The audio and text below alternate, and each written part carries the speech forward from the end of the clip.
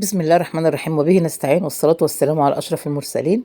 النهاردة يا حبايب قلبي هنتكلم عن الفنان الجميل وفتى الشاشة الأول في زمانه، أحمد رمزي، وكان فتى أحلام كل بنت في الوقت ده.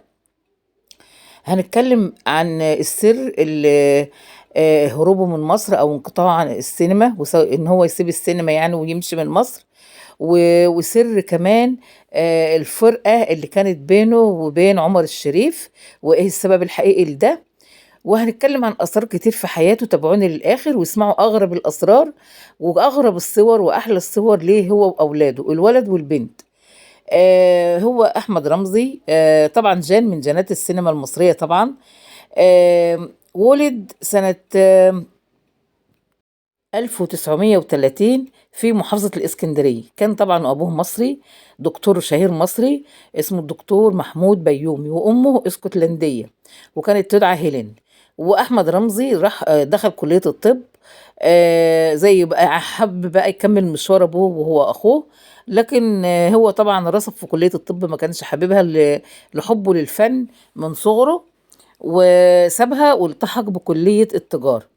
طبعا هو كان عاشق للسينما من صغره، وكان بيحلم انه يصبح ممثل كبير زي صديقه عمر الشريف. و... واول فيلم دخل فيه وكان مرشحه صديقه عمر الشريف كان فيلم ايامنا الحلوة، لما كان هو وعبد الحليم وعمر الشريف كانوا بيحبوا فاتن حمامة لما كانت بنت فقيرة وخادمة وكده. المهم ساب السينما في منتصف السبعينات، قرر الاعتزال، وهقول لكم على السبب ده في الآخر. ولكن فاتن حمامة أقنعته بالعودة تاني إلى التمثيل من خلال المسلسل اللي كان اسمه حكاية وراء كل باب، كلنا كنا بنحبه ومتابعينه.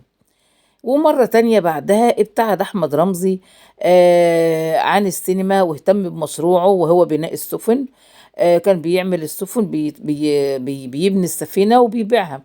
بعد كده حدثت حرب الخليج، فالمشروع بقى وقف بقى، وأصبح مدينا للبنوك بفلوس كتير قوي للضرايب والحاجات دي، فاضطر ان هو يعود للافلام تاني علشان يسدد الديون والمديونيه ديت اللي عليه.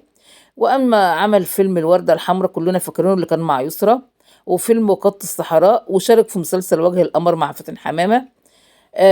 اما بقى عن زيجاته، هو اتجوز احمد رمزي، اتجوز نجوى فؤاد، هي الزيجه الاكثر في تاريخ زيجاته وزيجاتها برضه. بعد انفصاله من زوجته كان بيبحث عن زوجة بقى تسري عنه وتقعد معاه وتاخد بالها منه. كانت نجوى فؤاد في بداية مشوارها، و... وخطبها واتجوزها. بعد كده هي سافرت عشان تعمل إعلان لشركة كبيرة، فرجعت من السفر لقيته رجع لمراته، فطبعا بكل ذوق واحترام وأدب قالت له ننفصل، أنا ما أقدرش أخدك من على مراتك وابنك أو بنتك. فطبعا هو انفصلوا بكل هدوء، وطبعا فضل يذكرها بكل يعني كل كلام جميل. جمعت الصداقة بينه وبين الفنان أحمد عمر الشريف، وكان عمره في الوقت ده يعني لسه صغير، قبل لما يبقى مشهور يعني. أول حاجة جمعت بينهم طبعا أيامنا الحلوة. وحدثت بقى قطيعة، سر القطيعة اللي حدثت بينه وبين عمر الشريف لما المخرج عاطف سالم كان بيعمل فيلم صراع في المينا، وكان مفروض ان عمر الشريف هيتخانق مع احمد رمزي عشان بغير على مين، على مراته او حبيبته اللي هي فاتن حمام. فالمخرج اقنع عمر الشريف، قال له ده بيحبها وبيعاكسها بجد وبتاع. فكان بقى عمر الشريف بيتخانق بجد وبيضرب بجد، وساب اللوكيشن وخد مراته فاتن حمامة ومشى منها. لكن بعد فترة المخرج فهمه اللي حصل، و... وقال له انا عملت كده علشان تبقى الضرب بجد يعني. المهم تنازل عمر الشريف عن دوره في فيلم حكاية العمر كله، اللي هي كانت مع فريد الأطرش لأحمد رمزي طبعا. واداله كمان قال 150 ألف جنيه من حسابه الخاص. كان عارف ان هو بعد الفيلم ده مش هيكمل يعني. المهم جمع احمد رمزي مع كتير من الفنانين زي سعاد حسني، وعمل معاها افلام كتير، وكان الاشقاء الثلاثه وافلام كتير يعني معاه. ولما هو ساب التمثيل انهارت هي من البكاء لما شهدت ان هو ساب التمثيل يعني وما عادش هيمثل تاني، وكانوا دايما بيقنعوه ان هو يرجع. طبعا جمع الصداقة بينه برضو بين بين رشدي أباظة، وعمل كتير أفلام معاه. وكان من الناس اللي هم كانوا دايما بيقنعوه ان هو ما يسيبش التمثيل ويرجع يفضل فيه، لان هو موهبة وحب وتفكير لبنات كتير. المهم بقى توفى أحمد رمزي في يوم الجمعة الموافق 28 2012، كان عمره 82 سنة، وكان اتعرض لسكتة دماغية شديدة. ولما سقط في أرضية الحمام كان داخل، لما كان في منزله بالساحل، داخل علشان يتوضى علشان يصلي العصر.